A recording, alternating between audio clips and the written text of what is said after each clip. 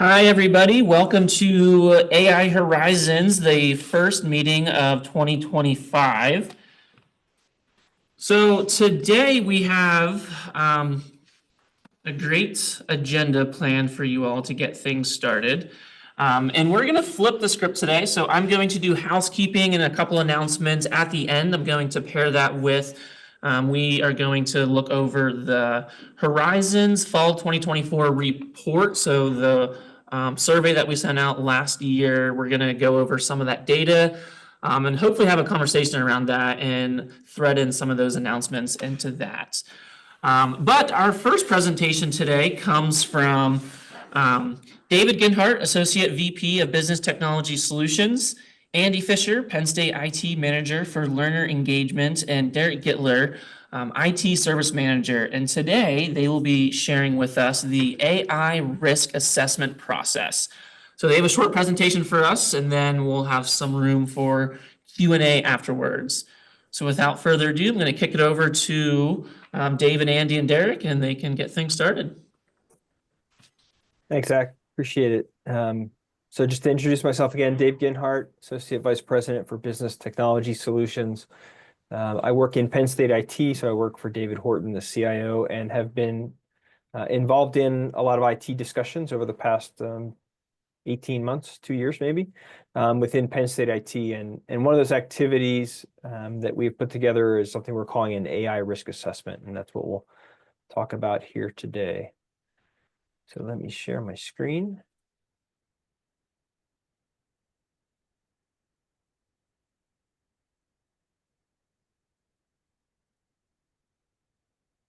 We'll go into view mode. Okay, seeing that okay, Zach? All right, excellent. Thank you. Okay, so the problem we were trying to solve was how do we evaluate AI features for software that we've already purchased? And so this is not about software we're going to purchase and how we evaluate that, but things we already purchased where the vendor is turning on features. And how do we make sure that that software aligns with our AI guidelines? And if you don't know what our AI guidelines, I'm actually going to hit that next so I can explain what those are. And I think the preference would be that we actually evaluate this software, these features, these AI features, before they get turned on. Sometimes we have control, as Penn State has control over turning on the features. Sometimes the vendor turns it on for us. So that's going to vary from system to system. And so this was a problem that we, about a year ago, realized that we were having. And so we put together this process. And there's some benefits that we think we could use this process for software that we're building. So Penn State still builds a lot of software. We could incorporate some of these concepts into evaluating AI features in our homegrown software. And maybe some of this we could also incorporate into our initial procurement process when we're evaluating software for things like accessibility. We may also want to look at its kind of conformance with our AI guidelines. The reality is that we know that AI is going to be incorporated to almost all the software that we buy over time. I'm not telling you anything about this being very new and disruptive and a lot of potential for negative consequences. I think we're very much learning how vendors are using AI, how they're protecting data, how they're turning on those features, making them available to users. And there may be some opportunities where or potential for them to be violating some of our existing contract terms, or at the very least creating some negative publicity if those features don't work in a way that we expect and that align with our guidelines. So that was the problem we're trying to solve with the risk assessment. Now, some of you may be saying, like, what AI guidelines? I don't know anything about this. Well, we had a group over the summer that developed these guidelines. They're available on the ai.psu.edu website. And I have a screenshot here. You can see in the top navigation, there's a section on guidelines. And so we brought together a group of offices that have things like accessibility. We looked at privacy and security and procurement, Office of General Counsel, risk management to help us develop these guidelines. And there's different sections to the page. Again, you can go to the URL, look at it, but it's got some general guidance, and some frequently asked questions. There's a section on accessibility, and there's a whole section on tools and platforms that I think is really useful. And I would just say, well, I'll get to that next section. So if you haven't taken a look at the AI guidelines, they are out there. We didn't really go through publicizing these. We were really waiting for some clarity around kind of the general, to put out the guidelines without a broader understanding of kind of what Penn State's strategy is with respect to AI. Felt like it was going to be a strange thing. So we've been waiting for that to happen, and that's starting to. There's been some effort at the provost level to start to talk about an AI strategy. So much more to come on that here in the future, but those discussions are starting.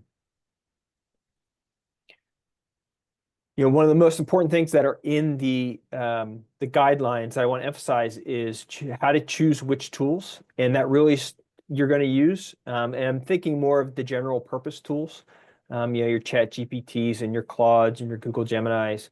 And the first question you'd ask yourself when you're choosing tools is, what data am I accessing or creating within the tools?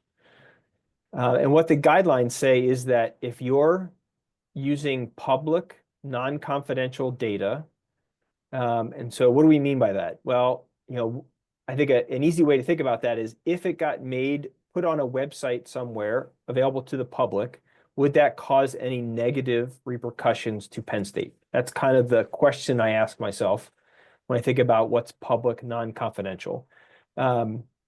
And if you are using public non-confidential data, you can use any tool you want. Now, obviously, I listed a handful of them here, but you literally can pick any tool that you want to use. So we are not restricting use for non-sensitive data in any way. And we would actually encourage you to go ahead and use AI, use those tools. So I think it's a very important part of the guidelines, is that you have you have total flexibility in what tools that you're using for that type of data. However, if you're starting to use confidential data or level 2 data, and there's a link there, you can understand more about the different levels of data. So things like, information about people, financial data, FERPA data, that's where you're much more limited in the tools you can use. And so we have a contract with Microsoft Copilot. Microsoft Copilot is available to everyone at Penn State. That's the tool that you have to use for AI with that more sensitive data, and the URL there to get more information about Copilot. Again, most of you are probably familiar with it. And that goes for both Copilot and then the paid version, which is the Microsoft 365 Copilot. If you are using level 3 data, so things like personally identifiable information, HIPAA data, and again, there's a link in the guidelines to what those definitions are. You cannot use any of our tools at this point for that type of data. There are no AI tools available to you. That data has to be protected, it has to be put in enclaves. We don't have AI tools available in those enclaves at this point. So I went through this really quickly. Again, I would refer you to the guidelines, but I did want to just take a minute and explain a little bit about the guidelines. And at the end, if there are questions, happy to take those. And again, that's the URL to learn more. Okay, so let's go back to the risk assessment. So again, the risk assessment is for us to evaluate existing software where we're turning on AI features or they've been turned on. And we want to see, are they meeting these guidelines that we've put in place? So it's a structured process. We bring a bunch of people into the evaluation, into the assessment, and I'll show you a list of who those people are, who those offices are. We're really trying to balance the benefits of this new feature and the risks that it may introduce. And so we're trying to make a cost benefit decision before we turn that on. And we think that we as Penn State need to ensure that we're doing our due diligence. Again, because AI is new, and this is potential for a lot of negative implications if things are not done well. And it also, the process will document that and make that information available to end users about the due diligence that we did. Okay, so this is just the basic flow chart of how this process works. It's fairly new, so we may continue to refine this. And actually, we've refined it a little bit since we first started. But I'll just kind of walk you through it left to right. So the starts over here with the service manager. So that's the person who's basically responsible for that software. They complete a questionnaire. It's just an online Microsoft form. There's a link there. If we share the slides out, you'll be able to see what that form is, which answers some basic questions about the software. And then two things happen in parallel once that starts. One is we'll initiate a review by the accessibility office of the new AI features. And then we have a group of subject matter experts, and I'll show you who those are here on the next slide. They're going to review that form and that information. And then we'll schedule a risk assessment meeting. And so that's where the service manager and Derek and Andy can talk about their experience in this process as service managers for TopHat and Canvas and Zoom. We'll have a meeting and we'll get together, and the service manager will present how the feature works, what the research that they've done about how the AI is being handled kind of in the back end and how the company is protecting data and things like that. That'll get presented to subject matter experts. They ask any questions they have, get any clarifications, and then they'll put together an assessment. And in the next slide, I'll show you what that assessment looks like. We then we put together a presentation that then goes to David Horton as the CIO. And all the people that attended the risk assessment meeting come to the meeting with the CIO. And that's his opportunity to understand more about the features and make that cost-benefit decision about whether we launch it, or are there some things that we want to limit how we're using it. This is usually not a black and white. There's kind of gray areas about how we might expose this feature or communicate about it out to our users. So that discussion happens with the CIO. He makes a final decision based on all the recommendations that he got from the subject matter experts and from the service manager and the service owner. And then once that decision's made, we put all that together in a package. We kind of keep that internally. That's kind of our due diligence documentation. But then we also produce a summary document that we make publicly available about the software, the basic feature, maybe links to the vendor's website about the feature and any knowledge base articles we have, and then what the kind of the analysis and decision was. So it's not as much detail as goes into the assessment, but it's enough information that someone who's using this software can see that Penn State has taken a look at this and made a decision. I show at the bottom, we don't want this to be a long process. So the goal is that upfront phase takes about 10 days, and then the entire process kind of from end to end, best case scenario, takes about 15 business days, which is about 3 weeks. What we find is the hardest part is getting the meetings scheduled, and that really ends up being the bottleneck to trying to meet those timelines. But the goal is not to make this a long and arduous process to get something approved.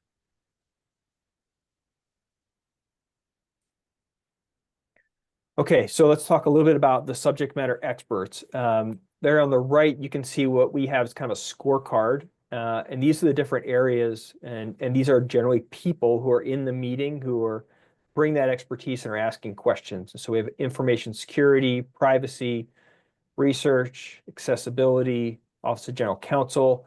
We have someone in there who's kind of an AI, an IT person who is knowledgeable in AI. And then we have a faculty member, Andrew Peck, who represents the academic integrity perspective. And then another faculty member just to bring that second faculty perspective into these discussions. This is very helpful as we're looking at features that are student facing, obviously. And then the service owner will also do their assessment. And what we ask them to do is give a red, yellow, green assessment. And we ask them to kind of use this rubric here on the left of, does this deviate from our AI guidelines, this new feature? And then what's the impact of that deviation? So obviously something that's got a high deviation and high impact, that would be red. Something that's low and low would be a green. And so we'll go through the meeting, and then after the meeting, all these subject matter experts will fill out this scorecard, and it'll get presented in the meeting with the CIO for his decision. And Zach, if there are questions that I need to answer here along the way, I'm not able to read the chat easily, so please feel free to come off mute and ask me. So this is just the basic list of the kind of documentation that we look at in the review. So obviously we'll have a description of the features. There'll be screenshots. A lot of times we'll do demos in those meetings. We have the accessibility results. And then we look at how is it being used in academic space? How will it be used in the research areas? We look at things like the accuracy, reliability, and any ethical issues around the AI and maybe the models they're connecting to, how that data is being used. We'll look at what data, the data classification of the data that's being put in and the protections that we have through our contract. And then the important part of it is looking at how this will be rolled out. So how is this feature going to be communicated to the end users? Do they know it's going to be turned on? Is it an opt-in for them or is it an opt-out? Those end up being a big part of the discussion often in these risk assessments. Because again, it's not always a yes or no, whether we turn it on or turn it off. It's usually yes with some caveats or some things that we want to communicate well to end users. And then the public summary is, again, just a one-page summary of what the feature is, the decision that was made, and a little bit of the analysis, but not a lot of detail there. And then we are posting those on the AI guidelines page. We're still working out some of the mechanics of that, but we are getting those out here. We'll be getting more of them out soon. I think the Zoom one was the first one we completed and is out there now. We'll get the rest of them out here very soon. So far, we've reviewed Zoom that was approved for release. TopHat, Derek will talk a little bit about TopHat today and how we approved that in a more limited fashion. Canvas was approved. LinkedIn Learning, we just had that assessment meeting this morning. That's in process, and we're looking at Google Gemini. Don't have any others in the queue right now, but maybe after more people learn about this process, we'll get some more folks coming forward with things that they want to be evaluated. Again, this is for software we've already purchased where we're turning on AI features. Okay, so I'm going to pause there. So I've kind of reviewed the process, and then we'll let Derek talk about some of his experience specifically with the TopHat software. Hey, Dave, before we kick over to Derek, I just want to bring up one question / conversation in the chat.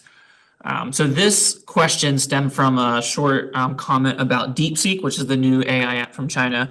But essentially the question is, would we ever blacklist an app?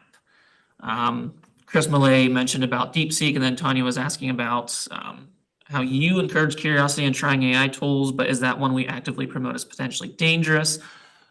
So I guess that's the question is, yeah, that's a great question. To blacklist something? Yeah, we haven't thought about that. I mean, if you follow the guidelines and say, well, this is public data, right? This is literally anyone could use it. We put it on a public website. It could be scraped and used for training models and stored anywhere in the world. We don't care, then it's okay. But I think what you're getting to is like people are going to maybe using this for something that's confidential and not really be making those distinctions in their minds. We may want to warn people about certain models. It's a really interesting idea and something that I think we should consider. So yeah, thanks for that comment.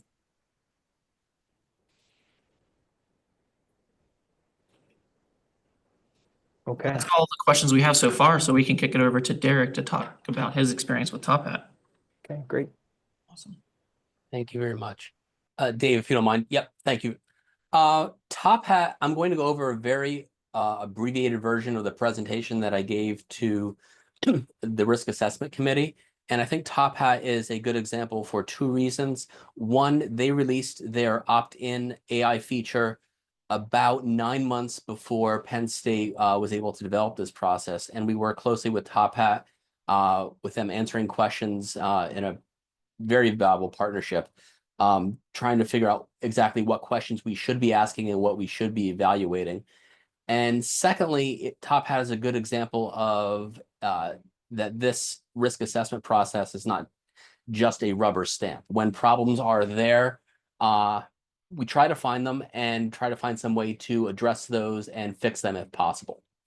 So the risk assessment process itself, I demonstrated a little bit about what it actually did and how users are notified within the app. That's the third bullet point here.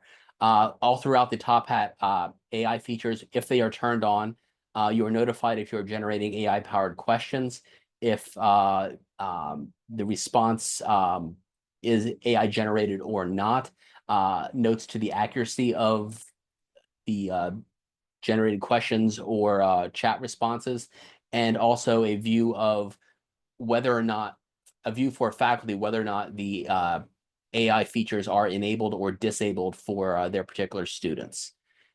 In terms of what we work with TopHat on were various statements, which includes both their general guiding principles and their security and privacy policies. Those are linked in the documentation that I'll be providing once there's a full rollout of this feature. And additionally, we worked with their representatives and legal team on an FAQ, which answered some questions that I think faculty and learning designers are both interested in and that I've been asked over the past year, specifically around intellectual property rights, the privacy of students, and the training of the AI engine on the course content and the chat, to have those ready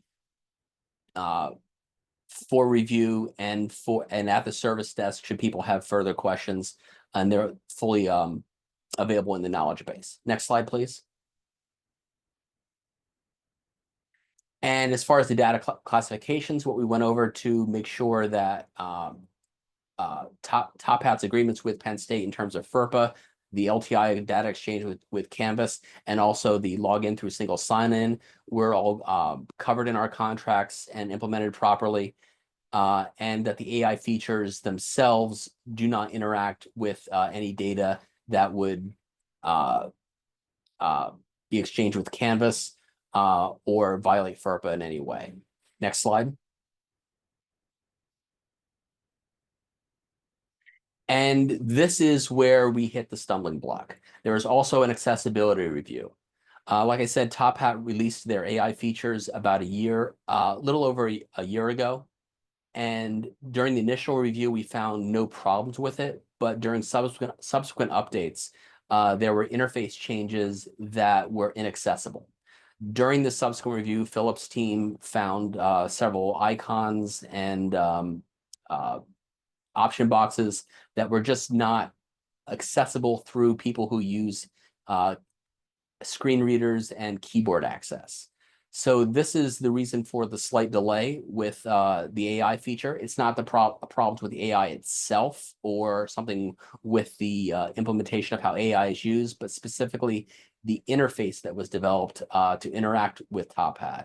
Those need to be addressed. So what we did was twofold. One, I've filed an EAP with Philip's office to act as our responsibility, explaining how you can work around these issues until those issues are fixed. And we've also worked with TopHat and got a written commitment that these will be fixed by spring of 2025. Next slide, please.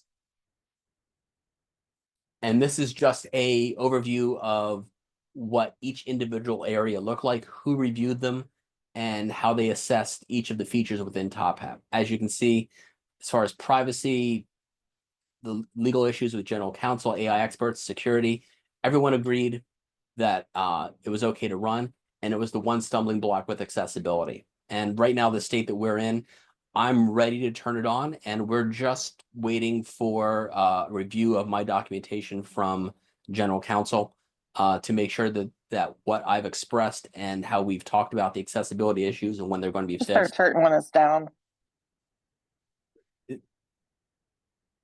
To make sure what I've communicated about accessibility, that there are issues, how to address those, and when they're going to be fixed. Okay, Derek, I'm just going to jump in for a second. You'll notice that the list of areas here is different than what I showed in the slides. That's because this was our first review when we did TopHat, and we added 2 faculty members to the committee after this first initial review. So one around academic integrity and another just a general faculty member perspective.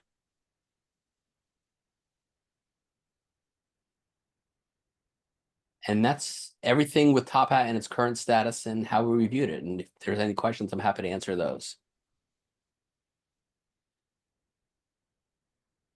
I can do a couple of quick comments in the Zoom and Canvas ones. The Zoom review is posted. I shared the link in chat. That's out there if folks want to take a look at that. And just some comments in the process. I think Dave made a really good point there that as we go through this, we're learning more about how to evaluate this software effectively. And it's been much easier to evaluate current existing software than it is the new things, because there's usually existing contracts, data protections, and so on that we can look at and rely on.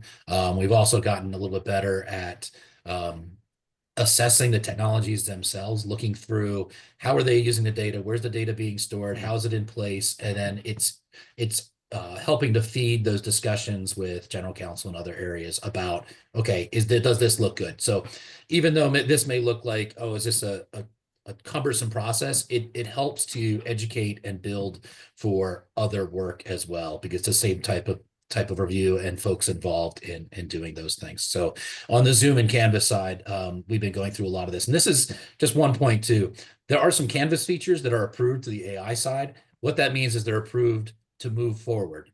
They will still go through the change management process that are part of those services. So that's where some of the Canvas ones are right now. They're within the Canvas team for change management workflow, right? Testing, making sure the features work properly, documentation, training, all that other types of things. The Zoom is out there, and Derek was talking through the TopHat. So that gives you a little bit of information on those. I know, Dave, you might have to run. Do we want to see if there's any questions for Dave or anything else that we wanted to talk about while we're here?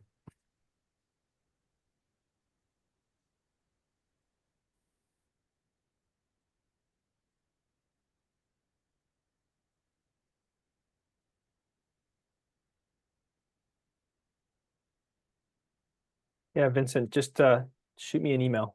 Happy to see if we can include you in the process. We weren't sure how many of these we were going to need and whether we needed to tag people in and out because it was going to be a lot of work. So far, there hasn't been too many. So, but yeah, appreciate any offers for help. Okay, I need to head to another meeting. Thank you all. Reach out to me if you have any questions. Awesome. Thank you, David and team.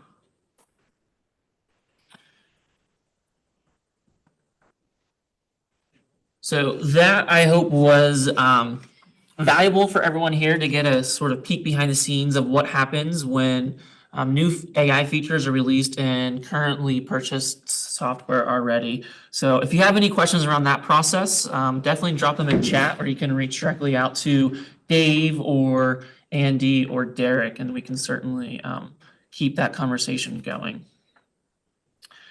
But for the second half of today, I will be sharing the fall report from December that we shared out to the community. So I'm just going to share my screen here.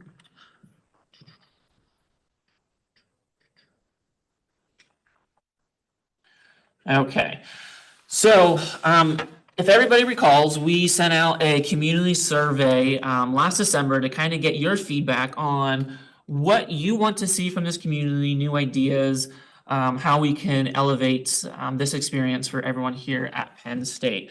So in transparency, we just wanted to share the results with everybody and also have a conversation around your responses around some of the ideas that we saw. And hopefully we can generate some even more ideas from looking at this survey data together as a community and seeing where we can go from here. So if you have any questions, please just drop them in chat or unmute. We can talk through any of these slides. But I will also be dropping some announcements and housekeeping items throughout this. So ideas that were brought up through the survey, are initiatives that are upcoming, or maybe we already have solutions for, so hopefully we can get some of those out there. So we had 77 total responses out of the community, so I thought that was a great turnout for this survey data. So the very first question, I'm going to read each question just to remind everybody what the questions were, and then we're going to look at sort of the answers and the the data that came up. So the first question was, rank which AI topics are most important to you to explore in future sessions. And what we came up with is all AI topics are important to you. You can see that the yellow and the pink are rated as important or very important. So you can see mostly every topic that we selected you thought was important, with slight variance there. So the highest one was exploring AI tools and emerging technologies, followed by ensuring ethical use of AI and upholding academic integrity. Next was integrating AI into courses and curriculum and building AI skills and professional development opportunities. The bottom two, which by no means are the least important, are strategies for increasing productivity with AI and accessibility for support and accommodations. So even the ones that ranked on the bottom, you can see are still very high in importance. So it is a testament that we are all hungry for just more information on how we can utilize AI more efficiently.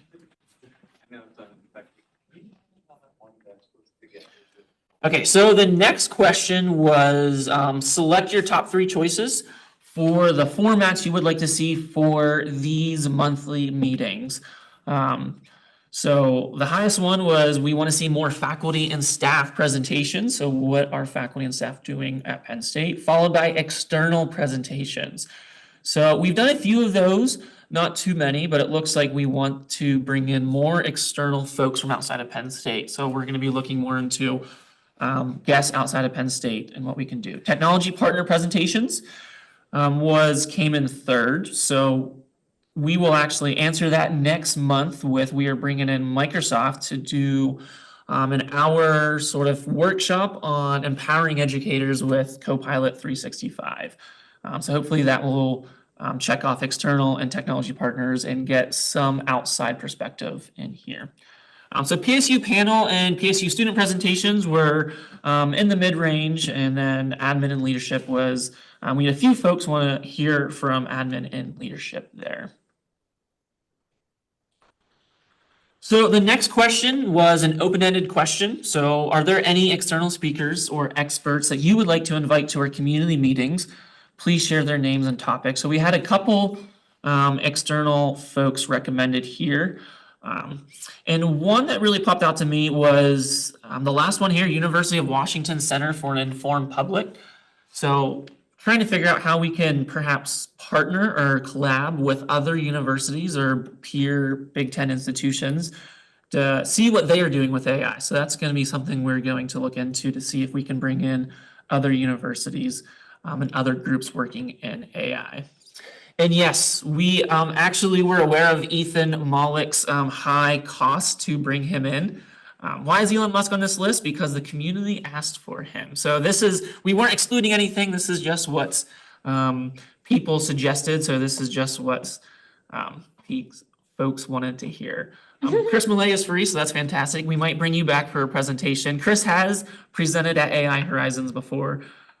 So I've already done light research on a few of these folks, and yes, we actually looked into Ethan for another speaking presentation, and he was on the higher side. So these are ideas, so maybe we will bring in or reach out to some folks here to get some external ones. And Joseph Yun is on this list, so he actually presented either last semester or 2 semesters ago.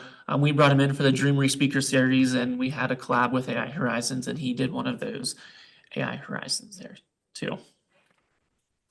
And if you have any other external or expert speakers, if you didn't have time to fill out the survey, just either drop them in the Microsoft Teams or reach out to myself, and we can certainly add them to the list as well. So the next question was also an open-ended question, and this asked, can you share any projects or initiatives from colleagues across Penn State that you believe would benefit from showcasing at our meeting? So this one was also an idea generation of what we could have presented here, but more related to Penn State.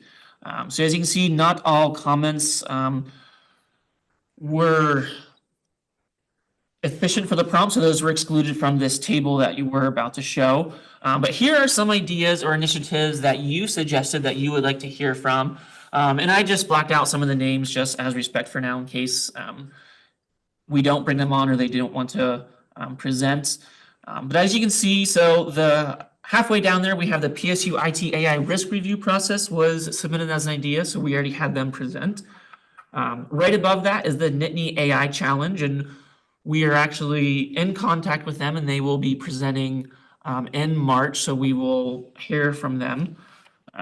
So these are just a couple other ideas. Again, if you have any more ideas now that you see this in front of you and you have, you know of other interesting AI projects, either from faculty or groups, colleges, let us know. Maybe we can bring them in and other people will find them interesting as well.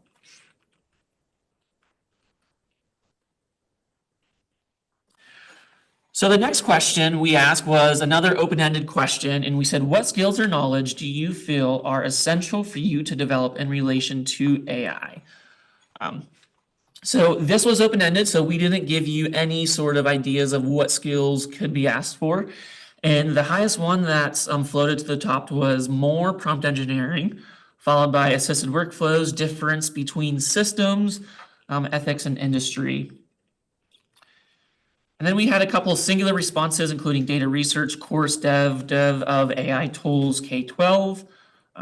One that popped out to me was SIG, so special interest groups. And I think that could be an opportunity for AI Horizons to kind of, and we saw this throughout other open-ended questions, is that AI Horizons sometimes is too large to kind of connect with folks. So maybe looking at a way to break AI Horizons into smaller special interest groups or subgroups. So keep an eye out for that. If you have any ideas or want to help out with that, reach out to us. So we might be looking into that more. And then the assisted workflows one. So hopefully we can dig into that a little bit next month with Microsoft. They will be talking about empowering educators with M365 Pilot. This is a sneak peek. So this will be actually a level 1 or part 1 of Microsoft's introduction of this thing. So this will be offered next month in February, and then they will be back in April for AI Week. So if you haven't already seen, we will be offering, or not we, the AI Hub is offering AI Week in April. I'm going to drop a link in chat. We will be bringing Microsoft back for the same presentation that's offered next month, and they will do part 2 of that presentation. So if you want a refresher, this will be offered twice, and then part 2 of next month's session will be offered during AI Week in April.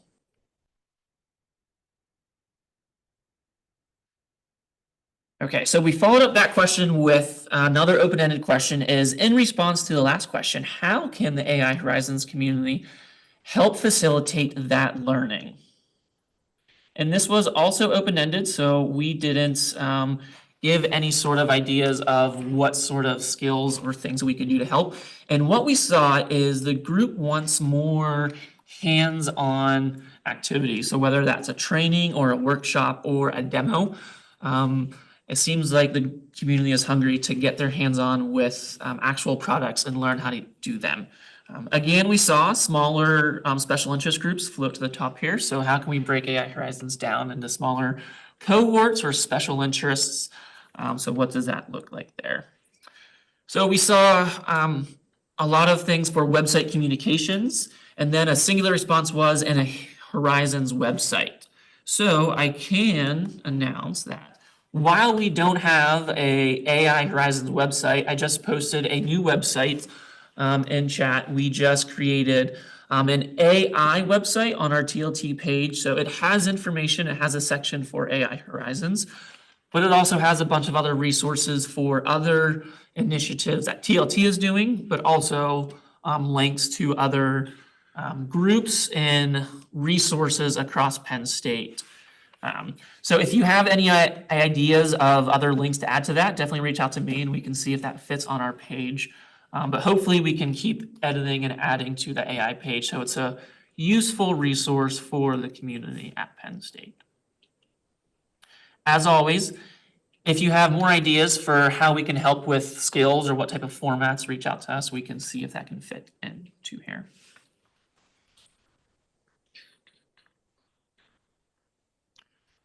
Okay, so we have another question from the survey. It was an open-ended question. If we were to organize a special event, what would you like to see included and how would it benefit you? So this was open-ended and we saw a lot of the similar answers to the previous question. So a lot of that demonstration, a workshop, a hackathon, industry-related speakers coming in. So prompt engineering was back as well. So we see this theme of we want hands-on activities. So we'll be looking at how we can do more hands-on activities. So a couple other answers I wanted to call out from the community was someone said they wanted a PSU Community Showcase Day university-wide hosted at University Park to know what is going on around the university. This would benefit me by helping to connect with colleagues at the university to move forward on common initiatives. So hopefully AI Week coming in April will help this person, but also help the community as well. So if you haven't seen already, definitely check out the link I posted to AI Week coming in April. This will be the second year in a row that the AI Hub has put this on. So if you haven't participated last year, what the format will be is it will be Monday through Friday, and there will be a mix of in-person, hybrid, and virtual events for you to kind of pick and choose what you want to attend. And the events will be put on by not just TLT, but groups all across Penn State. So the AI Hub, different research institutes, things like that, will be putting on different events.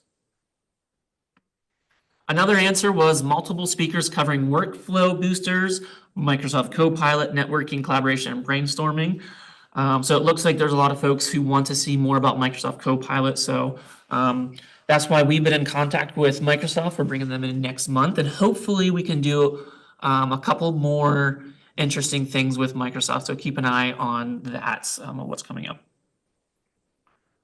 And one other answer that was submitted in the survey that I actually want to pose to the group.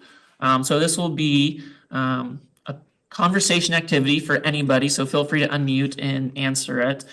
But I thought it was interesting and want to pose it to the community. But this was, quote, let's face it, students are already using AI in their work, whether we acknowledge it or not. Instead of avoiding this reality, how can we integrate AI into assignments in ways that foster critical thinking and authentic learning? What are some practical examples of leveraging AI to enhance engagement and deepen understanding? So I want to kick that to the group here and see if anybody has any thoughts or ideas on that question. And I'll just copy that and put that right in the chat so everybody has it. And I'll give a minute here. I'll read the chat because it looks like I have a couple messages I didn't catch up on. And if anybody has any ideas, feel free to unmute and fire away. Yeah, hi there. This is Chantel Wilson at Penn State Extension. But one of the things that I like to really do with STEM education, and I'm more focused in K-12, but you can still do this for higher ed classroom as well, is really whenever you're framing your learning objectives, if you're familiar with Bloom's taxonomy at all, really focusing on framing on those questions that target those higher order learning skills like evaluation or synthesizing or application. If you're targeting those, then you can tend to get that critical thinking and problem solving piece preserved whenever you're trying to give your assignments. That's fantastic. Thank you, Chantel, for sharing. And it looks like Kyle dropped a URL in chat for a personalized AI learning simulation.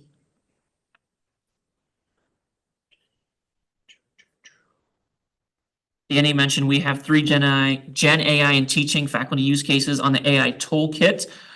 So Danny dropped a link to the toolkit, which if you aren't aware, we had the toolkit presented once, and then it was included in another presentation last semester. It's a fantastic resource. So if you haven't checked that out, definitely head to that site and use that resource there.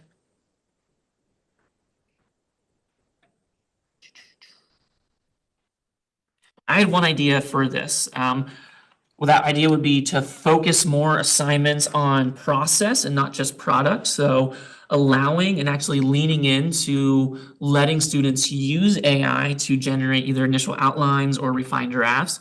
But part of that assignment would be have them then do a reflection or analysis piece on how they used AI, and then how AI is affecting or enhancing their learning or their assignment. So they are using it, but then you have them analyze and reflect on how they're using it and how it's changing their learning. So that could be one way that we can integrate it authentically into teaching and learning.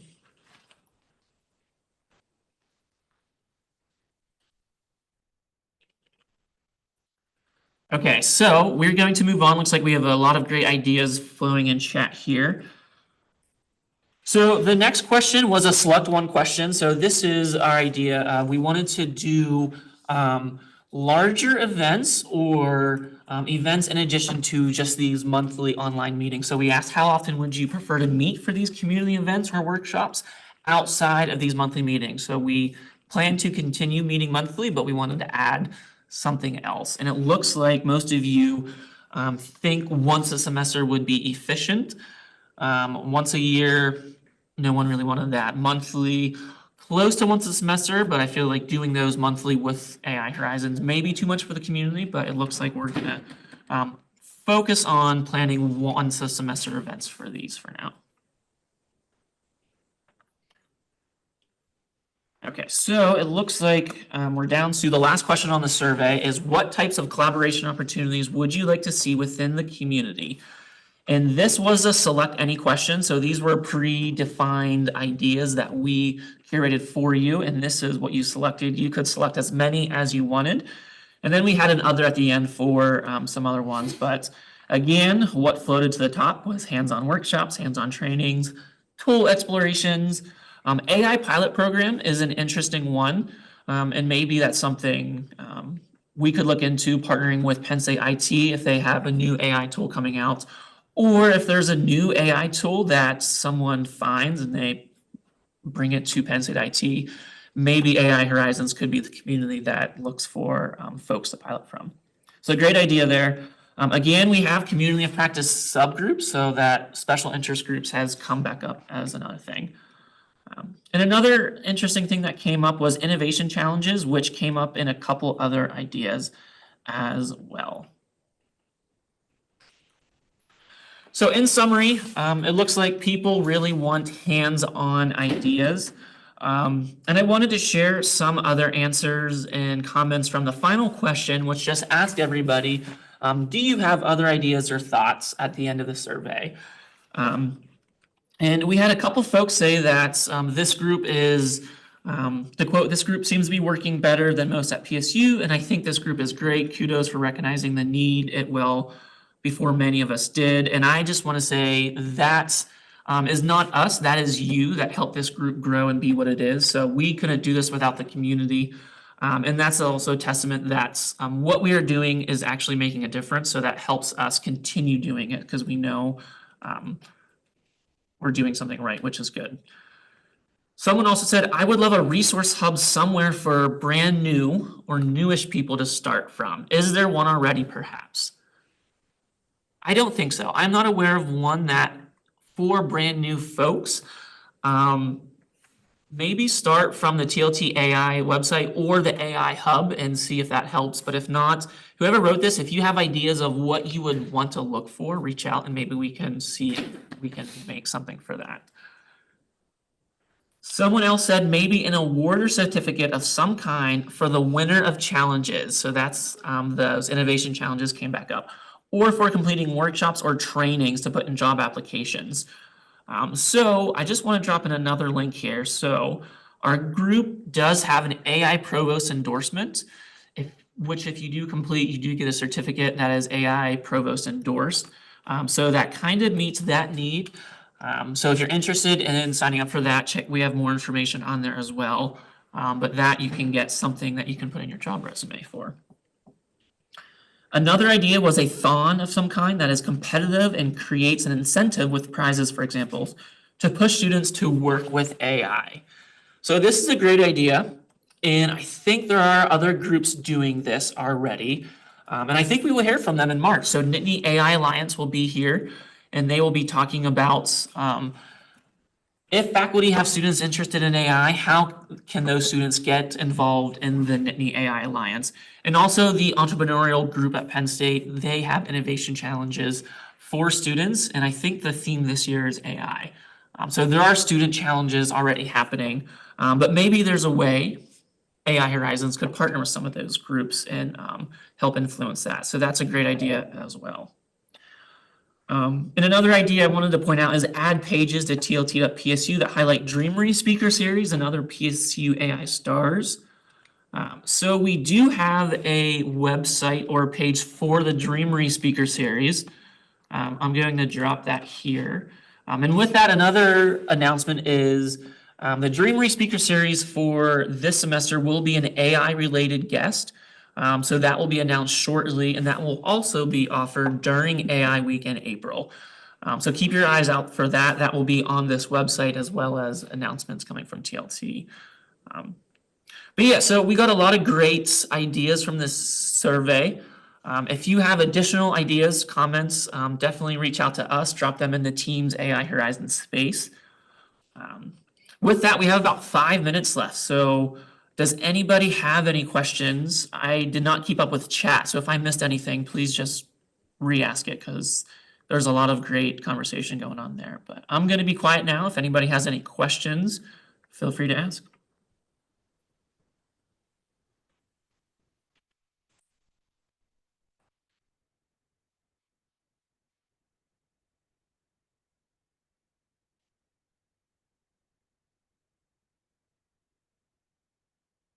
Going once, going twice. We have a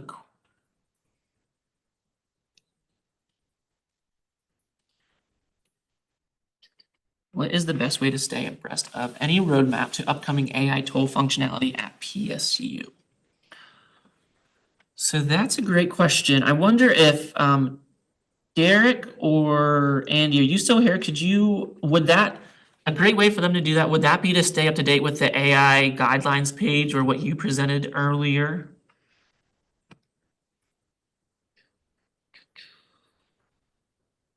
I'm not sure if they're still on or not. Yeah, was that a question for me, Zach? Yeah, so someone asked, what is the best way to stay abreast of any roadmap to upcoming AI tool functionality at Penn State? That's a great question and something we talked about a little bit within that group.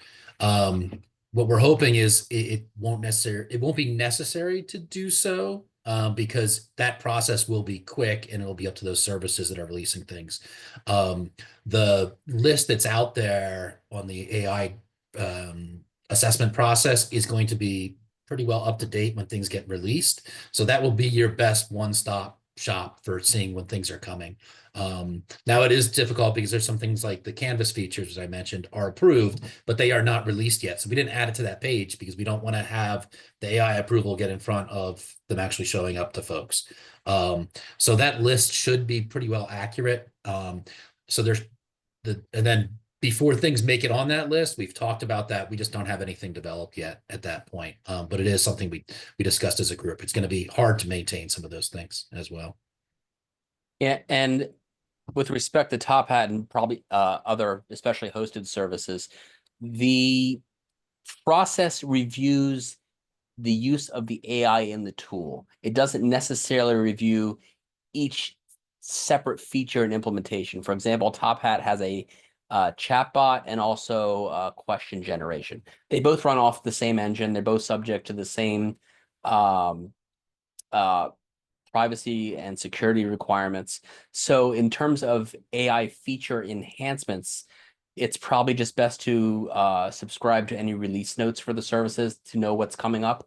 But that doesn't change the core question of it being a new AI thing that needs to be reviewed. It's just a new implementation or user interface or feature change. Thanks for that information, Derek and Andy. So to end here, it looks like Shuchi shared the Microsoft has a session happening this Friday. I will be attending, so she dropped the registration link in chat. They will be looking at Copilot chat and agents. So they had a big announcement about 2 weeks ago that changed some things. So check that out if you're curious.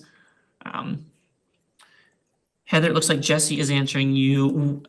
Archive of recorded sessions. Are you referring to TWTs? AI Horizons are recorded and posted on the TLT AI website as well as in the agenda document, but I think Jesse is answering if you're referring to the TWTs. Yeah, I mean, kind of in general, because I mean, there's so much valuable things that are coming out of TLT. So, you know, just the ability to go back and get to that material in my own time, because like a lot of people, I'm still, you know, the start of the semester is still kind of kicking me in the butt.